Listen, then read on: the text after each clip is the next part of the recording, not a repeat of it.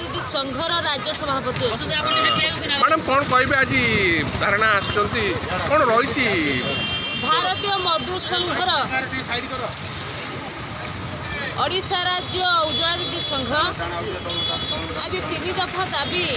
मुख्यमंत्री को जड़ाइवाई आज 30टा जिलूर दीदी मैंने आसी आगु आम जिले जिलापाल को राज्य राज्यपाल को मुख्यमंत्री को राष्ट्रपति को प्रधानमंत्री को मेल साहाय्य नहीं दाबी पत्र भी प्रदान करूँ किंतु निजे उपस्थित रही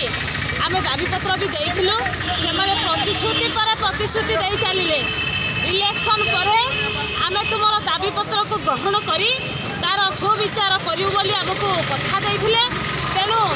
3 वर्ष बीती जाइए आज आम ये बसीचु जहाँ फाइनाल नहला पर्यंत आज ओडिशा राज्य उज्ज्वला उठबनी आमको न्याय दरकार आज्ञा केते दिन राजरास्ता उज्ज्वला दीदी मैंने बसबे केते दिन प्रतिश्रुति पर प्रतिश्रुति दे चलिए तेणु आज आम निष्पत्ति नहींचु जे पर्यंत प्रतिश्रुति आमको सरकार देवे नहीं आज आम आंदोलन हरबू नहीं।